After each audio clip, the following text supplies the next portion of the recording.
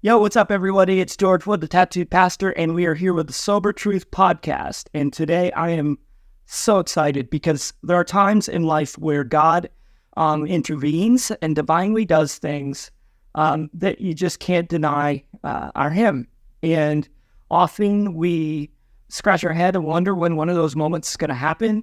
But then if we're open to God doing something like that, if we're open to Him interfering in our measly little lives, if we open up our hearts and our minds and pay attention, He'll give us signs. And a couple weeks ago, a friend of mine had, did a little like one of those text exchanges where he introduced me to my friend Carlos here, and we decided to get together to talk. And within minutes, I knew it was one of those moments because of, our stories, because of his journey, and a lot of our, similar interest in things such as plant medicine and just the route that we hope to take with the rest of our lives as bringing this information to the world. And he is a professional licensed counselor. He's just an amazing guy with an amazing story.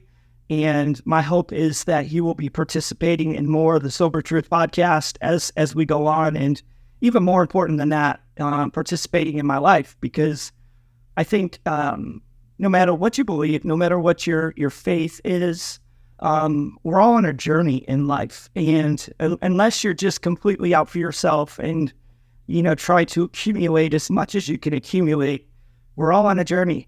And we need fellow travelers to walk alongside us on this journey, to encourage us, to inspire, to be there when we struggle, to be inspiration when we need it, to bring hope when we need it, and also to remind us that we're supposed to be that for them. And I try to surround myself with people like that. And I can see Carlos as being someone like that, just a fellow traveler on this journey called life, to a destination that we hope leads to some future beautiful life, whatever that looks like, no matter what your faith beliefs may be. So, Carlos, it is awesome to be sitting here with you, my brother. Welcome to the world of the Sober Truth. Brother, thank you so much for having me on. Thank you for that beautiful and warm introduction. It's an absolute honor to be here to chat with you today. And sort of echo, man, like I loved our conversation the other day. I felt that sort of instant connection of two people on a journey, right, to do their own healing and through their own stories, helping to heal others. Amen. Yeah. Amen. Yeah. Well, we start with your credentials. Like, what is it you do, for lack of a better way of putting it? What do you do for a living?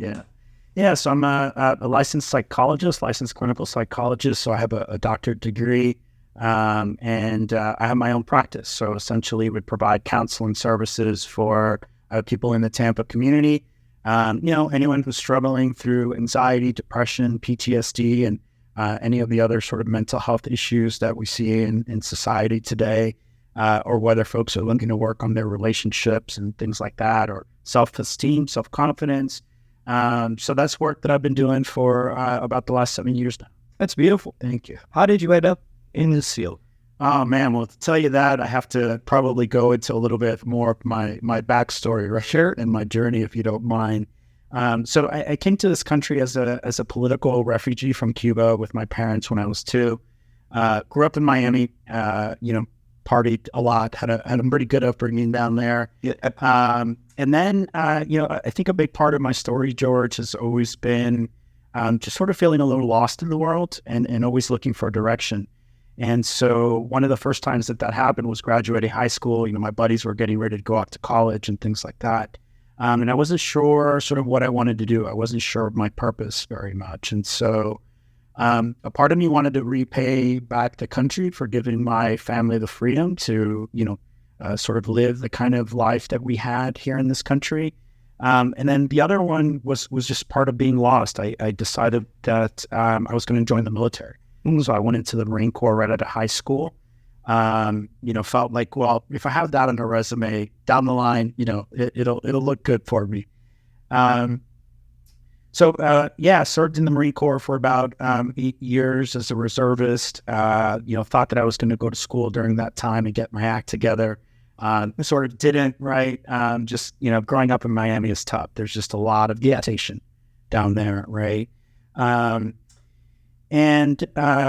my time in the military, I actually transitioned into work as a fireman and a paramedic, and really loved doing that work. Super rewarding work. Found a lot of passion in doing that work and helping others and helping the community. But again, after about 6 or 7 years being there, I felt lost again and sort of unsure of my purpose. During that time, I did a lot of therapy. So, I grew up in a home, a lot of physical abuse, a lot of sort of mental and verbal abuse. And so one of the ways that impacted me was this really deep-seated belief that I wasn't enough in the world, right? And so psychotherapy was one of the things that was a really beautiful journey for me to help me heal from depression, anxiety, and that low self-esteem.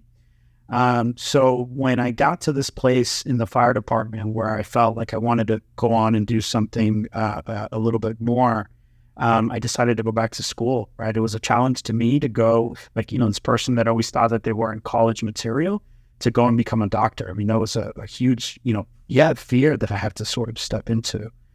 But it was really brilliant because my first year in graduate school, when I was finally in the therapy office, instead of being the patient, now I was the clinician. It was this feeling of like, oh, I'm home. Yeah, like this is it. This is what I'm supposed to do. And so, it just felt like it came naturally to me. Like I was a healer, and this was part of my journey. And so that's one of the reasons I decided to sort of go into this work. And it's been, so beautiful to, do work that when you have somebody come into your office and tell you about their struggles, like you get it, right? And I know you can relate to this quite a bit. We had a little bit of a conversation that when someone says to you, I am deeply depressed and I'm paralyzed, I can't move. Or, I'm so depressed that like, I don't want to live anymore. To instead of sort of being like, okay, so how do we fix that? You can sit there in that moment and say, I got you. I hear you. Tell me more about what that's like. Tell me how that's impacting your life. Tell me what goes on for you day to day, right? And so I realized that my own pain and struggles is actually what was allowing me to do my best work as a therapist. And I think when I finally had that sort of download or that understanding, it really empowered me to accept all of the past versions of me, all of the struggles, all of the adversity as like my most powerful asset. Because it really is once we work through it. Okay. And for me, I think a big part of what I want to be able to do is educate the world on these things, because I think there's, people such as yourself that went back and put in the time and the hard work of becoming a doctor. But then there's just people that have really been through a lot of things and have learned on their own journey, but they don't realize that they can actually apply that to helping other people. Absolutely. And so we have a society that somehow is driven by this ignorance that they need to hide what they've been through and look strong. And even when they go into counseling or some type of restorative work, it's so that they can be strong and present that strong image to the world while keeping that other part hidden away, where I think our greatest strength is the work that we put in on ourselves. And if we can show that to people in a way, that inspires and brings hope, and lets other people know that they can do the same, because it really is a strength when you've been through something. Yeah, George, I don't think that what makes me a great therapist is that I went and got a doctorate degree and went to school. I think what makes me a great therapist is that I share my story of adversity. Right. Right.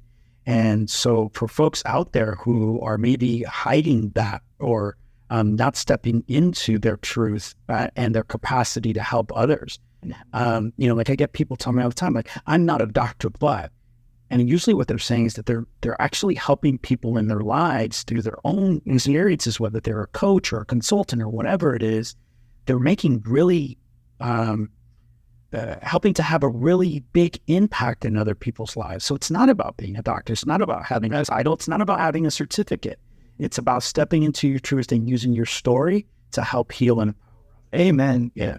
It's interesting because I'm sure you've been around a few, but there's plenty of doctors that don't have a story, and they're horrible doctors. Yeah. They're horrible counselors. We have a saying, me being in addiction recovery, but we have a saying, I don't want to sit in front of a counselor that's never been through addiction. Because you have no idea. You're going to try to tell me what you learned in a book, and it's going to come across.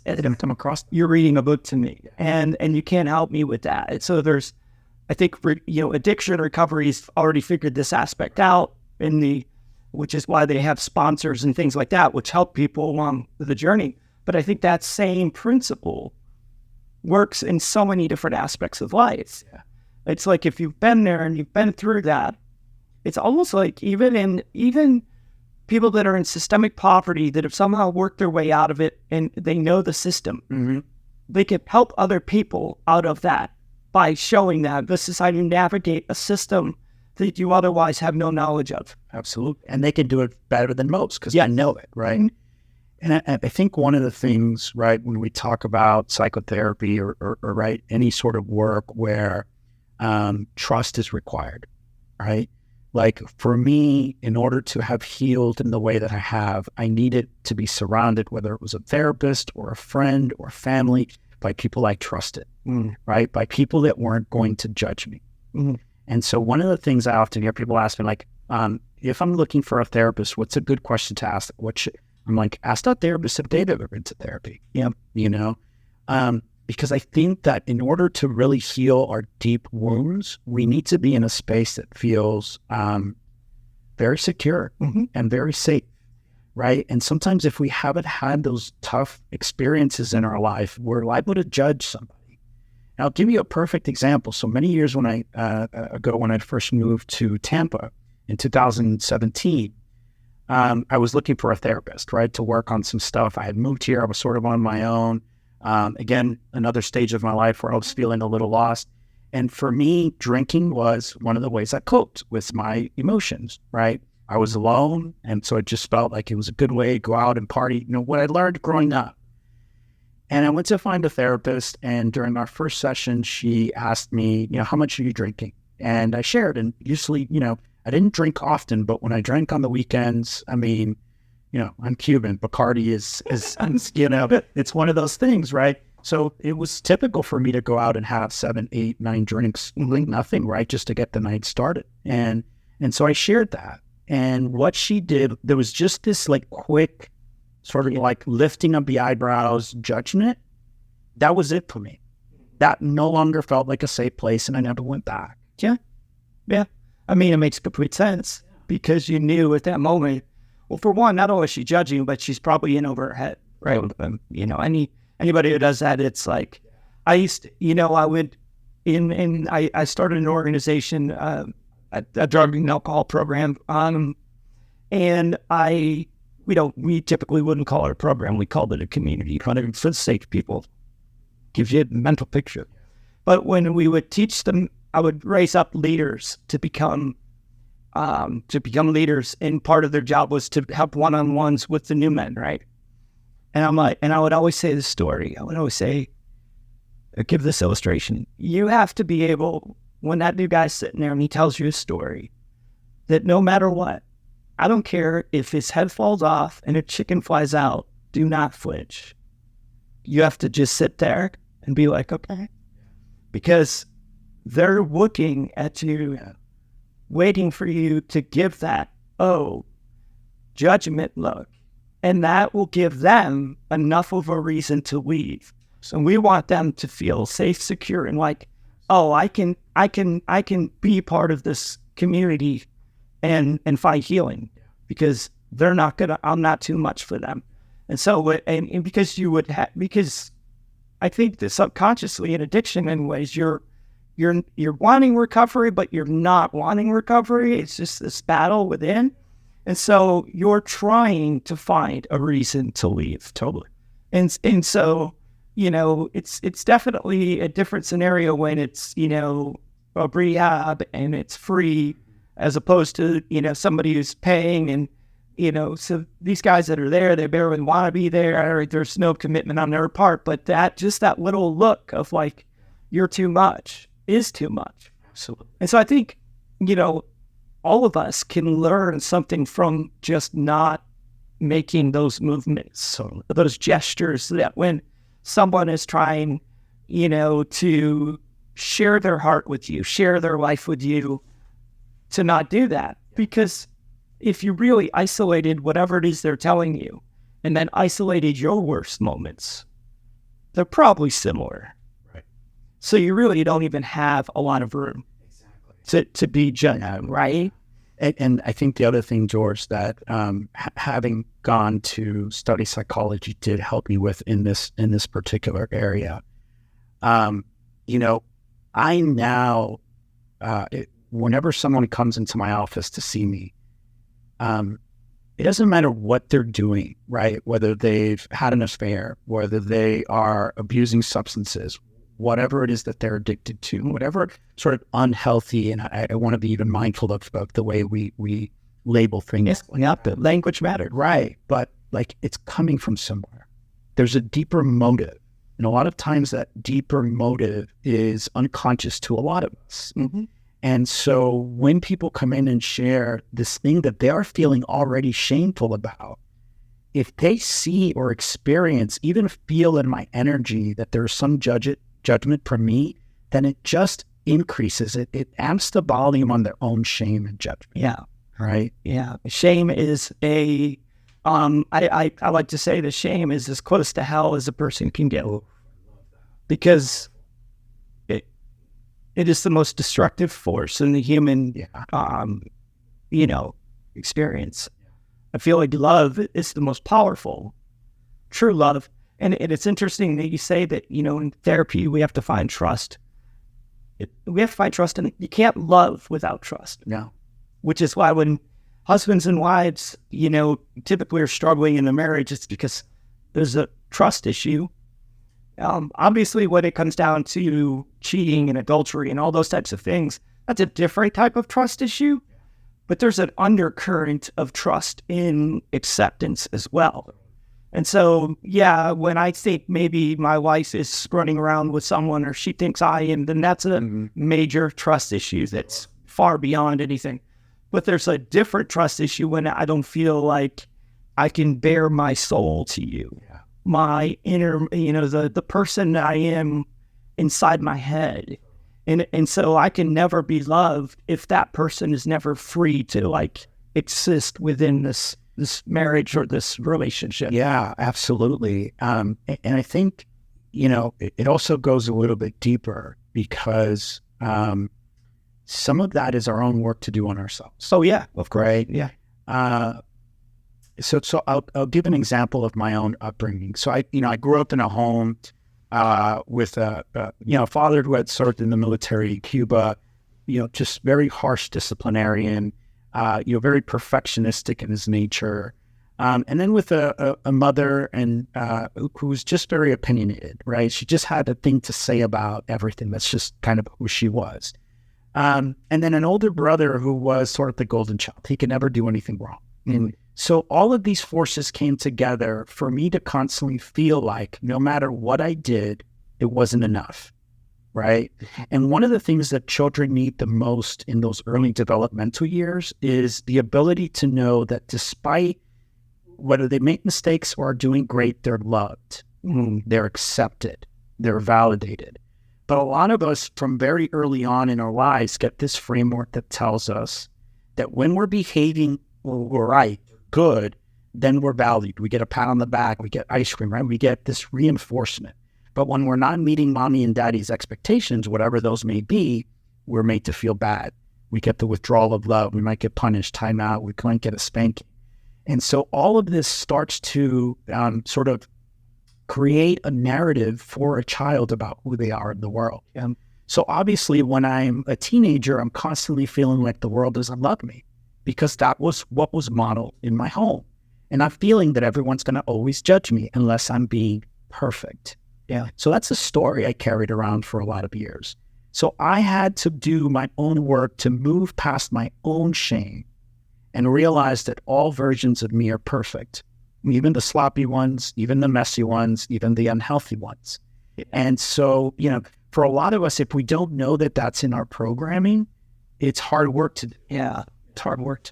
That is so on point. Because I am a Christian, a pastor. I've dabbled in many different faiths over the years, and so much of my view story and comes from that brokenness. And I've been in full-time ministry now for almost 18 years, and a big part of my faith journey and what I'm trying to help people see differently now, even in the faith context, is in Christianity, there's a lot of different ways. You can't say you're a Christian and we're all the same, because we're not, right? We may supposedly have the same God or whatever, but that's even debatable when people paint this picture of an angry God or a righteous God. Or Sure. So, but a few years back, I met a gentleman that introduced me to a different way of looking at God and Scripture, and pointed things out that have always been there. It's in the Bible, Sure. but it's not talked about, because depending on what faith tradition, and even in Christianity you're part of, you could have those that are what we call legalist. You have to do everything right. Fundamentalist, where we do everything right and like they did 50 years ago. Depends on which one you are, but some that don't think women should be in leadership, some that think that if you're gay you're going to hell, some that think you name all these crazy different thought processes. But that obviously there's some that don't even think tattoos are allowed. So that's why that's actually why I chose the moniker tattoo pastor, because I'm not part of what you're right if you think it's wrong. But he showed me, and this guy he would preach a different message. That is God, before the foundations of the world, said that we were holy, perfect, and blameless. And that if we know God as the creator of the universe, then nothing God says can be a lie. And if God said that you were holy, perfect, and blameless, then you still are holy, perfect, and blameless. No matter what you've done, no matter what you're doing, God sees you as holy, perfect, and blameless. And if you can begin to see that perfection and walk from that, instead of, oh, I'm broken, I'm worthless, all these horrible things, I need to be better somehow and somehow attain perfection. It's just a different mindset if you're already perfect. Totally. It's already, if you're already worthy of love, it's different than how do I become worthy of love?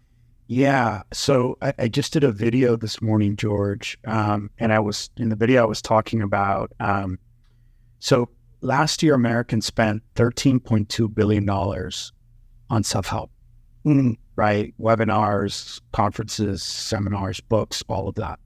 And what's curious about that for me is, the inordinate amount of money that we spend trying to fix ourselves. Yeah. Right. And if these were actually effective tools, then why do we keep needing more books and keep going back to seminars and keep, I think a lot of it is rooted in this deeper sort of sense of shame that we're not in the world. Yeah. That we have to continue to try to be better. Like, when are you good? At what point, as a pastoral counselor, I don't remember one of my training somewhere on the line. I don't even remember when, but there was one of the trainings I went through was you have to designate a time frame on how long you're going to see someone, because you don't want to fall into this like you're just seeing someone forever. The idea is they're better, right? And and maybe you see each other once every whatever longer periods of time, but you should never go into a client counselor relationship with the mindset that they're going to be seeing you forever. Obviously, when you get to like your level as a doctor, I'm not a doctor. You got people with more serious problems and longer treatment plans, but the mindset should always be like, there is a day that you no longer have to see me. Yeah, and I think just to sort of speak a little bit to the field of mental health, right? I think in a lot of our training institutions, there's this sort of narrative, there's this message that, right, you're the professional, you're the expert, and these people that are struggling with something are going to come to see you, and you're going to give them the strategies of how to get better. And I think that's one way of doing it. But traditionally, the way I practice is what I have found is that people that come to see me, what they're really struggling with is their own self-confidence in their own ability to help themselves. Yeah. And so they come to me and like they want strategies. Like, so what book do I read? Tell me what I need to do to fix this. And the conversation I sort of had with them is like, there's nothing to fix here. What you need to know is that you're probably feeling some distress in your life right now. And this panic to want something to get you out is what I'm not going to give you. What I want to teach you is how to live in harmony and peace, even when there's panic in your life. Because there will come a point where you and I will no longer have this relationship, but you will be out there in the world and be able to navigate the hardship of life, because life is hard. Yeah, we're going to experience grief. We're going to experience people leaving us, judging us, stabbing us in the back. That's just a part of life. And so I want to give you the tools to find a centeredness and a confidence within yourself that no matter what comes up for you in life, you can handle. Yeah. It's so many people, they don't know what to do with that, right? Because there's this drivenness within us that we just feel better if we're doing something, right? I had a counselor point out to me one time, because I tend to fidget a lot, and they, and probably, maybe have some ADHD qualities and things of that nature. But then there's other times that I'm like, yeah, but why do I constantly rearrange things? And is it OCD? And the counselor's like, no, you have a lot of internal anxiety and you need to somehow feel like you're dealing with that. And so organizing and straightening. But it clicked in me and made me realize, like, oh, but just that difference helped me, because you go from, oh, I'm just OCD to, oh, I have some internal anxiety. What is that? Maybe I deal with that instead of rearranging the room 5 times. Although I do still like to rearrange. Yeah, there's nothing wrong with that. I think too, just sort of culturally, we have a society that tends to want to over-pathologize our quirks and our certain ways of being. And MD, whatever the search there. Right. Like, let's find what the problem is, and then let's fix it with a medication or a treatment, whatever. Yeah. And so I've just gotten to a place in my career where I want people to sort of honor the different versions of themselves, and that not everything needs to be a problem. And so, like one of the things you were talking about, this sort of OCD type nature. For me, it's overthinking. It's overanalyzing. Yeah. Right. Like, man, I could really get in my head and spin a thing 57,000 ways from Sunday when I don't need to.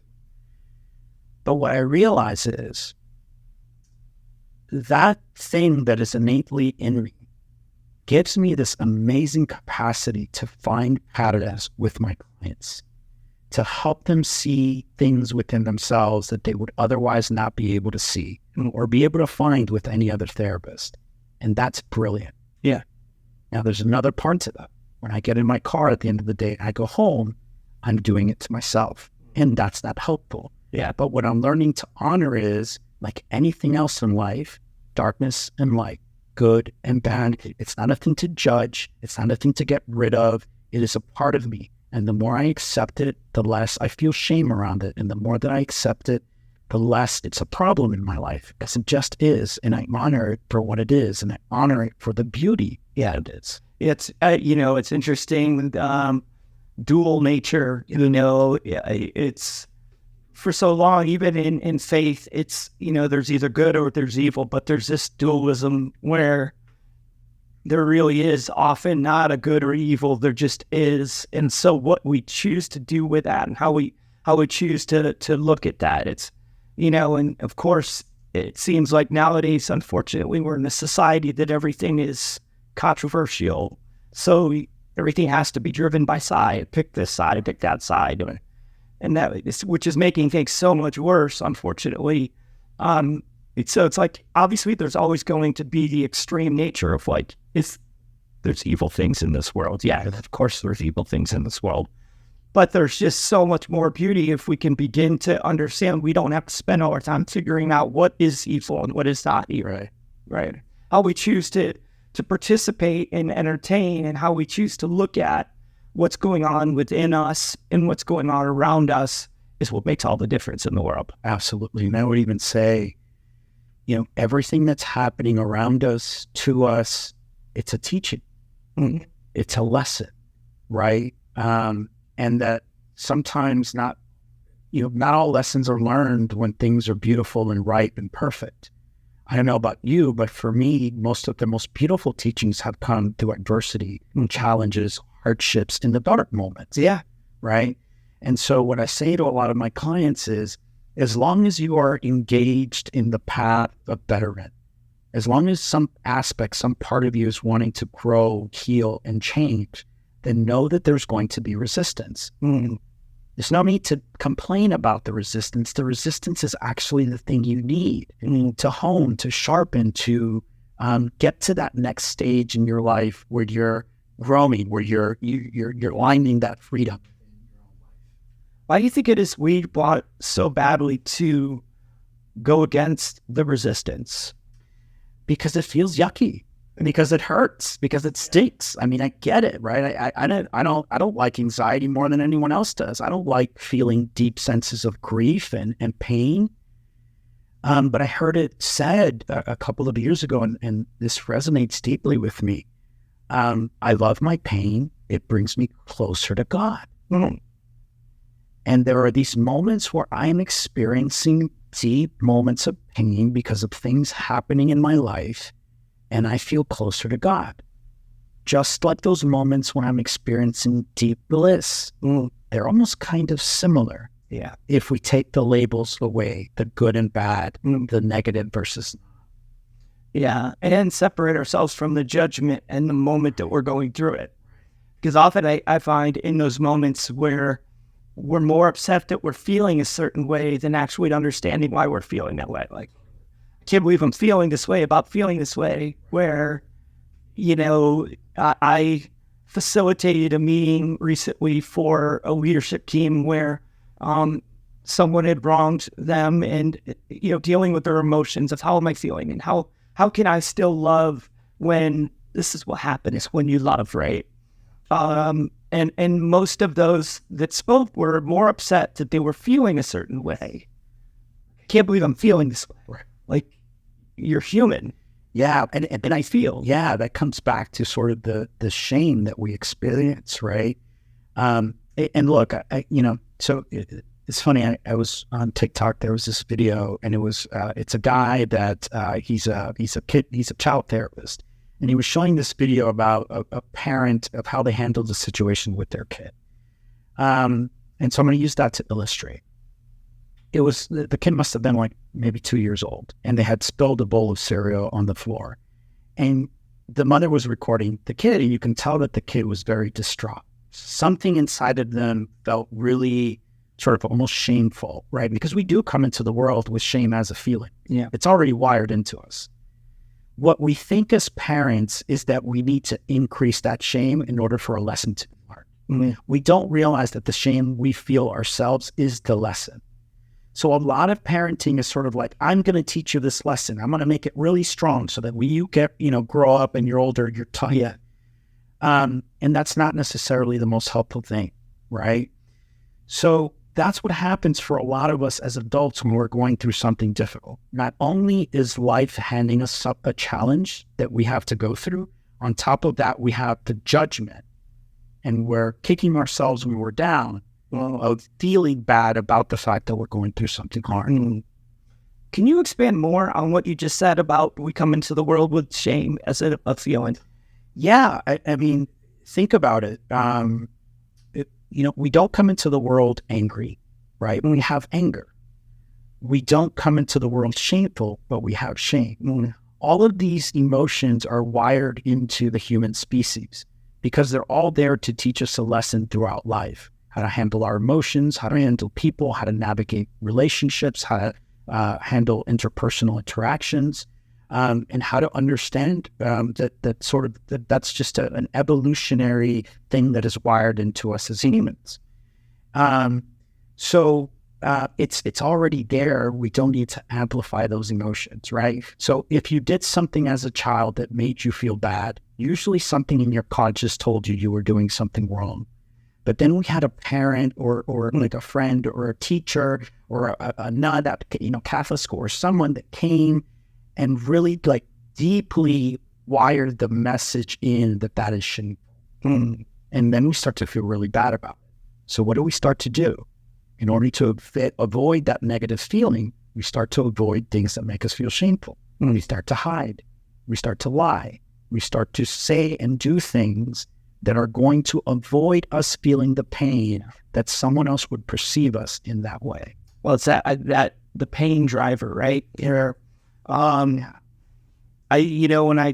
a few years back, I started to, when I would talk to people going through, addiction, it's like, you don't have to try to figure out why you drink. You have to figure out what the pain is that caused you to drink or do drugs or whatever it might be, because it's all about the pain. It's all about our avoidance of pain. And then, what's even more fascinating when you think of all the, opioid trials and everything that's come up with that, like, is there even pain? And what is pain? Is, I think one of the most fascinating things I've ever learned was that, when they study the brain, that they can actually determine that emotional pain triggers the brain the same way as physical pain. Absolutely.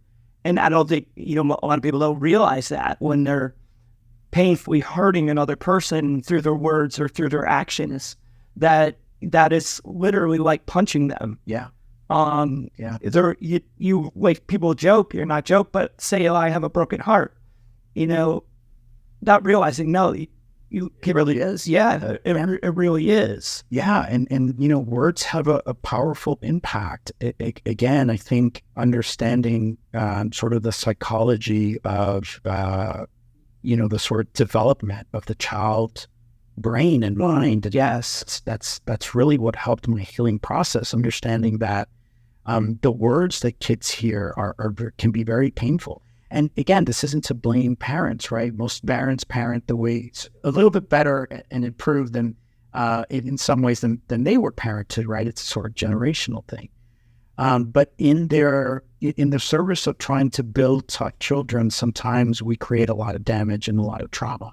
And it goes back to what you were saying, George, that addictions is a way that we avoid that pain. And that can be addiction to substances. It can be addiction to pornography, gambling, addiction to work, which a lot of people don't see as a thing, right? But like, if you're trying to crush it and you're working 60, 70, 80 hours, what are you avoiding? Yeah. What are you after? What are you seeking? What's missing in your life? Not always, not for everybody. For a lot of people, I see that that's the way it plays out. Yeah. Well, I heard a clip like this. It's like the father that was abused, maybe physically or psychologically, by his father, wants to be a better parent to his kid. In order to be a better parent to his kid, he goes and becomes a workaholic. Mm-hmm. So now he's not there for his kid. He breaks promises with his kid. When he is present, he's not present with his child. But to him, I'm a better father than I was than my father, who was a drunk piece of crap. Look at me, I'm putting food on the table. I'll put food on the table, and even nice things. Like, we got this beautiful house, we got 5 cars, we got a boat, but not present for his son. It can't mirror any of his son's, emotions or interactions with him. And so his son is growing up just as jacked up as he was, because people don't recognize how pain is transmitted to the next generation. Yeah, and ultimately, what children need the most in those early, year to 7 years is, like I said earlier, it's connection. Yeah. It's acceptance. It's validation. It's that I love you even when you make mistakes. It's that I love you even when you fall down. It's that I love you even when your behaviors aren't in line with whatever my expectations are. Yeah. Right. And when do we have that? When do we have that safety early on? From that place, we go out into the world with greater confidence. And because we know that no matter what happens, we're loved. And connection, I think, is the main thing that we are missing when we become addicted to anything in life. We're just missing that love, that connection, that support. Well, connection is the opposite of addiction. Yeah. And when we begin to understand that, it's like used as an image, one's over here and one's over here. They are diametrically opposed from one another. And we can begin to understand that a lot of the ways that we even treat people in addiction breaks more connection. We send them away to a drug program, or we send them to jail. It's, we don't realize that, whoever came up with this timeout idea as children, it's like, you separate the child from what he needs the most, which is connection in the moment that I still love you, even though you shouldn't have broken that vase. Okay, let's be more careful around here. Instead of teaching, stand in that corner, don't talk. And, anyone that doesn't think, anyone that has that, because I get there's, when we start having these conversations, parents out there, well, how do you teach your kids discipline? And you need to, but the research will show, and shows time and time again. So go look at the research. Highly disciplined children tend to become obedient adults. And I don't know about you, but I don't want my child to grow up to be an obedient adult. I want him to think for himself. I want him to go against the grain. I want him to be well-mannered, right? And I want him to be kind, but I don't want him to just follow the rules because they are the rules. And that means, as a parent, part of my process is allowing those points of friction, allowing those teaching opportunities in the home to guide, to teach, instead of to discipline and say, this is the way it is. I think it's because most people, if you even said you want your kid to grow up to be obedient, would say yes. Yeah. But not realizing the implications of what that really means. It's like, no, I want my child to grow up to be all that he can be. I want him to grow and think on his own and to be passionate about the things that he loves. And I want him to have interests, and I want him to explore this world, and I want him to care about future generations and to make this world. Those are the things that I want. I don't want my kid to grow up and fall in line and be part of, some type of a structure that just assimilates everybody into the structure. Absolutely. But, I think most parents, if you really get it out, and I'm by no means proclaiming to be a parental expert, but I do know human behavior very well. Yeah. And I can tell you, I've dealt with enough people in addiction to know where so many problems come from. Totally. There's a beautiful book out there. It's called Unconditional Parenting by Alfie Kohn.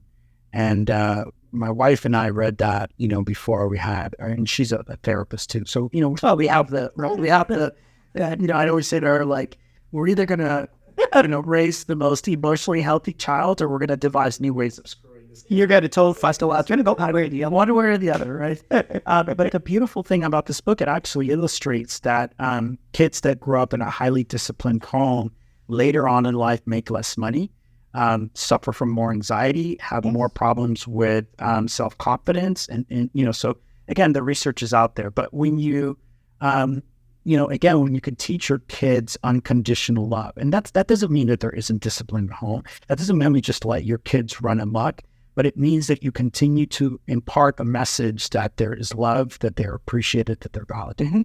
Well, it's a difference between hear what I'm saying, don't hear what I'm not saying, right? I'm not saying no discipline. And I think what it comes down to is, and this is when I really get into my, when I jump up on my podium and just start to speak about these things, I have to really temper expectations because I wrote a book called The Uncovery that deals with a community approach to healing trauma. And so when I'll speak on things and people, even though the book is about mental health, suicide, and addiction, a lot of times people think of me as the addiction person. And so they're like, so what do I do? I could preach for 2 hours about how things began in the beginning as a child, and the abuse and all of these letdowns and trauma, and talk about all these things. But yet after 2 hours, somebody will walk up and say, well, what do I do about my husband who drinks too much? It's like, here's the thing. We have to be able to expand our mind to understand that, like, in this moment, there's an issue. Right. And what can we do in this moment? Right. And then there's future moments that we're trying to prevent. Yes. Okay. And so, we can look at addiction just as a problem right now. Like, how do we help drug addicts in this moment? Or we can look at how we make society better so that there's fewer in the future. So, it's like I'm watching all this snap judgment in the legal system now with fentanyl and everything. I'm like, don't we understand as a society we've made these mistakes time and time again? The iron law prohibition did happen, and look historically what happens. Tougher laws mean worse consequences down the road. So we have to figure out how to deal with why people are doing these things in the first place, rather than how do we prevent the things from happening. Yeah, I think as a society, we don't have the patience to understand the why. And so it's just easy to point fingers and, well, that's just a decision that person's, it's like a lack of patience and empathy. Yeah. And we're really suffering from that as a society. Well, even in where I was going was the parenting discussion. It's like, we're talking about over an extended period of time, these things will work better. Yeah. Therefore, you can't hear these things and then go home and be a better parent tomorrow. So, or see the results tomorrow, rather. Right. You can be a better parent tomorrow. You can start to listen more, be more in tune with what's really going on in the moment. But you don't come back in 2 weeks and be like, I did what you told me to do, and it worked. And it's not working. My kid's running roughshod, and it's like, it doesn't work that way next time. Takes time, right? So it's like we're trying to educate society on major points of how we view one another, not how to make things better next week. Right. And truth is, it's like I don't necessarily know how to make things better next week. Yeah. I just know that if we can learn to become more loving and caring and empathetic with one another, it'll go a long way to creating a better society. And then, of course, you have people. What does it look like to be loving? What does it look like to be empathetic? And so you're always going to have those types of questions. So, I don't know how much you want to go into about this. This is more your personal story, but, and feel free. Yeah. But I'll start with some of my beliefs like I did start off in the very beginning. I hope to have you on regularly. So, there's a lot to cover here, but I do think that when we look at healing as a whole, it's almost like, I've been reading, man's search for meaning. Yes. There you go. And so it's just amazing all the stuff that he came up with and Frankl, guy, like so powerful that, like, as a psychologist about his that all the things he learned about human nature. And I would recommend picking the book up if you can handle it. Obviously, it's hard to read. But we all the way to Jung and all the different therapists, counselors, and psychiatrists and people over the years.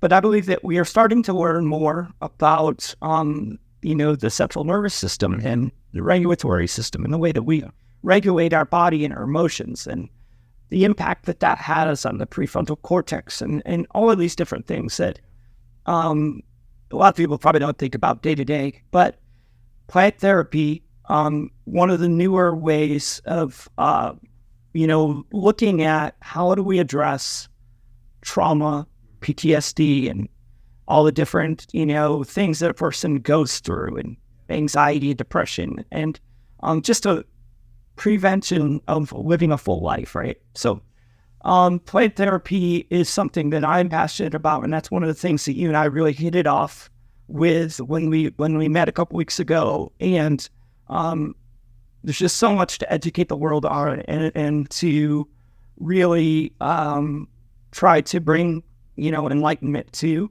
but I know there's something that you're interested in, and maybe want to share just a little bit about that. Yeah, absolutely. You mentioned, George, like these newer sort of healing modalities, but the truth is that these healing modalities, maybe not necessarily here in this country, but have been around for tens of thousands of years in indigenous cultures. All right.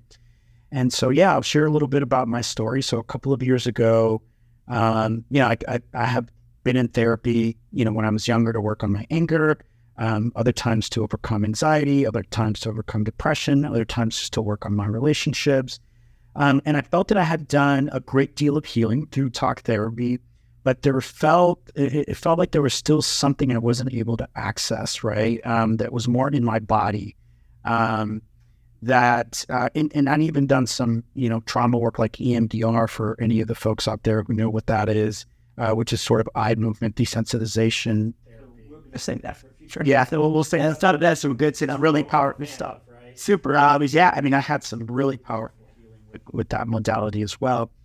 But I still felt like there was some deeper sort of trauma that I wasn't able to get to through talk therapy. And a couple of years ago, I was put in contact with a Marine Corps veteran who had done some ayahuasca ceremonies and found some really deep healing. And one of the sort of visions he had during one of the ceremony was to create a nonprofit organization to help other veterans heal their trauma through that same sort of process. And so we had a conversation, and I sort of let him know where I was at. I think at this point in my life, I was still feeling a lot of friction. I was, I had become an entrepreneur at that point. I had my own practice, but I wasn't feeling joy or contentment in my life. I still felt like I was in the rat race chasing something. And he said to me, "Come down. I'm going to take this group of veterans down there. All you have to do is pay for the plane ticket." And I had heard about ayahuasca before and sort of, the impact and power that it can have. And I thought, I've always been a very curious human.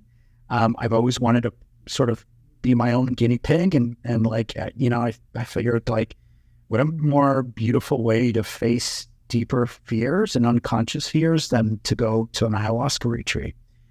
So in July of 2021, I found myself in Costa Rica for a week doing 4 ayahuasca ceremonies. And it was the first thing that I will say is that there's nothing I can say to give any of your listeners an understanding of what happens in that space. Of the healing, of what I experienced, what I walked away from that experience knowing in my heart is there are no words in the human vocabulary, in any language, there may never be, that can help someone understand what I felt in my soul, in my presence. But I've tried, right? I'm a wordsmith, and I'll try to do that. And it was a really powerful healing experience in many different capacities. One of the ways I describe it is that this medicine pulled me so far out of my typical way of thinking and awareness that it allowed me to reflect on the universe, the world, on just sort of the infinite sort of wisdom, on God, in a way that I had never been able to in my normal sort of day-to-day thinking mind. And, I returned from that experience with so much inner peace, with a real sort of curiosity to keep figuring out how I can tap into that thing that I felt in medicine space in my day-to-day. And so I came back, I found myself a meditation teacher. I started to meditate. We were talking about sort of religion a little bit earlier. I grew up Catholic, never felt really aligned to some of the ways that was being taught to me. That led me to becoming agnostic in my early 20s, atheist in my 30s. But I had always sort of gravitated pretty deeply to Buddhism. I really enjoyed this idea of like finding inner peace. So when I came back from my ayahuasca journey, I started to take a much deeper dive into Buddhism and to Hinduism and then interestingly enough, back to Christianity, because my understanding of God now transcended religion. It transcended scripture. It transcended all of these things. And what I now knew God to be is that this all-powerful wisdom, this all-powerful thing had actually given us humans all of these ways to come to know God. All of these scriptures, all of these different religions, all of these different paths, all of these different medicine, yoga, meditation, prayer, and that there was a much deeper thing at play that my human mind, my primitive, tiny little human brain doesn't have the capacity to understand. Yeah. And it was also a very, very powerful teaching on how to let go and surrender. And, maybe in some future shows, I'm happy to get into what those lessons exactly look like. But, I came back to the States and, obviously as a psychotherapist, I wanted to, and as a psychologist, I wanted to understand the bigger impact of psychedelics and plant medicines.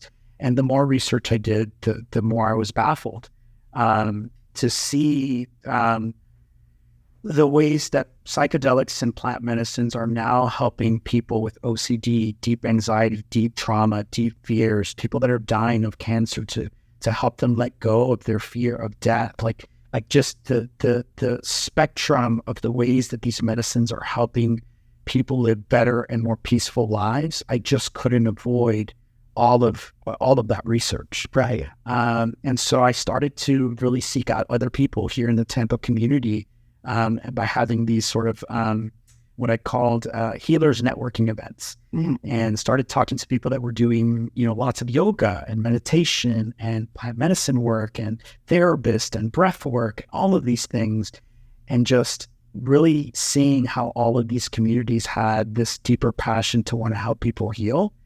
And so that's kind of the journey that I'm on now. That led me to really exploring even psilocybin, doing some psilocybin journeys, microdosing with psilocybin. And again, just, in some future episodes, I'm happy to get on how more specifically those things have been helpful to me. But they're out there, right? And the research is now showing these things have an amazing opportunity for us to heal. Yeah. And going back to what I said a few minutes ago about how when we make snap reactionary judgments and calls in the legal system, we don't realize the impact. And so like with everything with the fentanyl and everything happening right now, and they're trying to figure out, instead of dealing with the issue of people's brokenness and what they're struggling with, same thing happened, and this, in the 60s. Yeah. And as a reaction, they classified hallucinogenics as this, the class 4 dangerous drug, and all because, all because we had a president that thought that these people were protesting the war. Right. And that's all, and he somehow made it be about the hallucinogenics are going to keep people protesting Vietnam, and so we're going to make them so illegal you can't even use them to do research. It was a political. Anybody that sort of reads into the history and understands this a little bit better will get it. And we don't even realize the impact that has had on possibly so many family members of people listening or watching that have died with cancer or depression or anxiety by suicide that could have been prevented had the legal system not interfered with the research aspect of these drugs. Well, here's one thing I'll share with your audience. And so, I mentioned earlier struggling with anxiety and depression, but one of the bigger struggles was struggle with bipolar disorder. So in my early 20s, I started to experience really strong mood swings, these sort of manic episodes, these depressive episodes. And for many years, I sort of avoided it. I tried to, sort of manage it with probably not the best thing, alcohol and just other things and just therapy. But I eventually got on medication, and I've been on medication for over 15 years for this thing. And what was interesting was about 10 days before going to my retreat, the sort of medical doctor asked me to get off the medication, right? So there wouldn't be any sort of, commingling experience from other medications. And I freaked out. I was like, oh my God, if I get off this medication, I'm going to lose my mind. That's the story this little white pill I had been on for 15 years had in my life. Yeah. What I can tell you now is since coming back from my ayahuasca retreat, I no longer have had to take any anxiety meds, any meds to stabilize my mood. I've been medication free. Wow. I don't experience depression anymore. I mean, do I worry and freak out about things? Sure, everybody does, but not anxiety, right? Like these, mental health diagnoses as I saw them before are no longer a thing. And I'm not saying that, this thing just cured me. I'm saying take this as a way to be curious. Yeah, what is happening? What kind of impact can these medicines have? Yeah. It's, I heard someone explain it before where they, the way the brain operates and the way that trauma happens and things like that, it puts up walls, right, to protect itself. Right. And these lower those walls instantaneously, which, we go through years of therapy, talk therapy, or rehab, this addiction therapy. And for years, what we're trying to do is lower these walls that are preventing the brain and mind from operating the way it's supposed to because of pain, trauma, things that have happened. But these plant medicines can instantaneously lower the things that are preventing, the mind from operating and the mind, spirit, and body from where it's supposed to. Yeah, it's those natural psychological defense mechanisms. Yes. Does not want to feel pain. And so it's just like MDMA. MDMA has been used in research, especially now with veterans and combat veterans. And what it does is MDMA, along with therapy, helps to bring down those walls and those psychological defense mechanisms so that we can access the memories, the feelings, all of the hard stuff without it feeling hard and process it out, right? And so one of the interesting things about the brain, or maybe interesting, maybe not so much, but the way that it's developed, right, is that the hippocampus, which is responsible for how we store memories and storing memories, is right next to the amygdala, which is the part of the brain that's responsible for intense emotions. So what happens in traumatic events oftentimes is that memory is stored along with a fear response to another wrong emotion. Yeah. So the reason that memories trigger a physiological trauma response is that reason. So what these kinds of therapies can do, right, whether it's an EMDR or plant medicine, is bring that memory up along with the strong emotion. The therapy or the plant medicine helps to remove the strong emotion. So when you store that memory back in your memory bank, it's sort of like thinking like what you had for lunch yesterday. If you think about that, it's not going to trigger anything for you. So that's sort of what we're trying to do, right? Lower those walls, like you said, so that we can take the fear and the tough emotions out of those memories and then just be able to live more free lives. That's a soundbite right there. No, for real. Because I think part of why when I try to present things or other people, it's hard to understand to the average person. So I totally forget the thing I went through. And no, well then how does it work? Like people can't wrap their mind around even just how that was educational. Our memory along with our response is tied in. Right. But if we could separate that, well then, yeah, you still remember what happened, but it's apart from making your body feel. And that's why it also works for addiction, because so many times with addiction, we have this saying, don't tell war stories, because if you tell war stories, then you're going to want to go get high.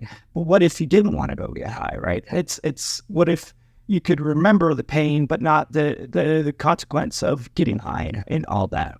And for any folks who, anytime with things like this, when it's newer, there's a stigma, there's a taboo, there's non-believers. Just do your own research. Go out there and look. There's a great I think it's on Netflix. It's sort of like a little docu-series, and it's called Change Your Mind. And it's by Michael Pollan, who's also written a great book, huge advocate of psychedelics and plant medicine. And in one of those episodes, there's a gentleman who is, and I'm careful about using the word cured, but essentially cured of his like 20 or 30 year deep OCD tendencies with one treatment with, I believe, LSD. Yeah, right. And you see like the whole thing. He works through all of the stuff, and he gives you, he sort of walks you through his. I mean, it's powerful. It's really powerful. We can't avoid it. Right. He also in that same series talks about for all those in addiction. He talks about Bill W., who started AA, and how in 1960 he started going through LSD treatment, and he's like, "This is the answer. This is what we need." And the AA Foundation stepped in after a couple of years and said, "Either stop talking about this, or we will disavow you and ruin your name." And so they forced him to be silent about this. But he personally believed that LSD was the way moving forward for addiction recovery. Yeah. Imagine if he wasn't silenced, how far we could be. How powerful. Yeah. Another thing, George, earlier you talked about, like, right, how do we start becoming a more loving and compassionate society? Well, aside from the mental health piece, and the like, what I now understand about love and connection, I'm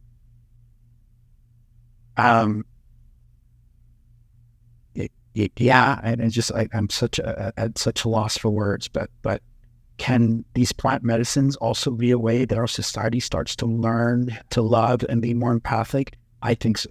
I truly think so. And it's why, I love to come on shows like this and talk about these things, because I want people to know about it.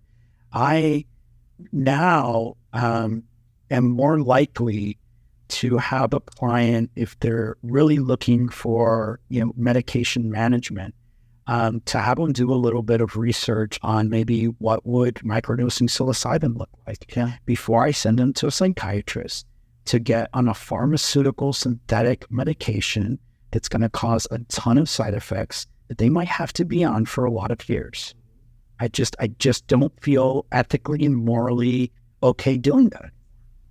That is so needed to be heard. Yeah.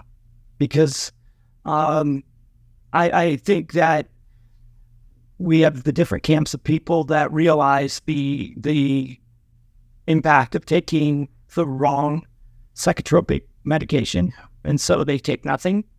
And then we have others that they feel like that, take away my one pill and I'm going to fall apart. And in both cases, you have people a little bit wrong and a little bit right, but somewhere in between, there's other truths that we need to learn, because there's just something powerful about learning on your own that these things can work for you. Yeah. And instead of just shutting down the voices in the news. And that first time we met, that's one of the things I said to you was, I'll risk everything for this, because I think it is so needed. And obviously in Christian circles, I could become hated pretty quickly for some of my beliefs, but my beliefs are my beliefs. And I've done my research. Anybody ever wants to come against me about knowing the legal process? Let me tell you, I know the entire legal process from 1915 to now of how we've enforced drug laws. And if you want to get started, read Chasing the Scream by Johann Hari. Amazing eye-opener of a book. Have you read the book? I haven't. Oh, it's so good. It's so good. But he breaks down how it all started and how we came up with our drug laws and the impact that it's had on people. It's important to educate ourselves. Yeah, we have to educate ourselves. And like I said, it's not like these are new medicines. These are around and used in indigenous tribes and different cultures for thousands and thousands of years. Well, it's, mindfulness and so many different things that, we as Christians sometimes, it's like, well, if it's not in Scripture, but it actually is. You just got to know where to look, right? I'm totally got to know. And I think from that spiritual place, George, for me, the God that I now know and understand also gave us this as a tool. Mm-hmm. Yeah. Because maybe not everyone grew up in a country or a house where they had the access to Christianity, Buddhism, or some type of religion. Yeah. So for me, there is so many tools to know God. I love your response when you said it. After meeting God on that trip, you would just realize that your tiny mind could, you can't comprehend. Here was the thing, at leading my first sort of ayahuasca ceremony, I remember walking away from, we have it in this thing called the Maloka. And I remember just sort of repeating to myself, you know nothing, Carlos Garcia. You know nothing. I said it to myself. Yeah. It's very humbling. It's like, it's my ear mantra in the worst, so I know nothing else. Oh man, I could talk to you for hours this whole, and I just love where this is going in this relationship. I think I know I can learn from you, so hopefully you want to get to you. But hopefully we'll try to bring some revelations to the world. Yeah, I love it, my friend. Thank you for taking me on. This has been just an absolute honor. Yeah, this has been great, and I just thank you for the work you do, man. Likewise, man. I was really moved by, just the powerful work that you're doing, the healing that you're doing for yourself and for others. And I've come to truly believe that the best thing we can do for the world and for each other is to heal ourselves. I love it, man. Yeah. I think M. Scott Peck says it in The Road Less Traveled best when he says that we start dying the day we stop growing, right? And we all create these maps in our mind. And when we stop making maps, then we began to die. And so keep making maps in your mind, exploring the world and plotting and coursing which directions you're going. Beautiful, man. So beautiful. Thank you, brother. Thank you, buddy.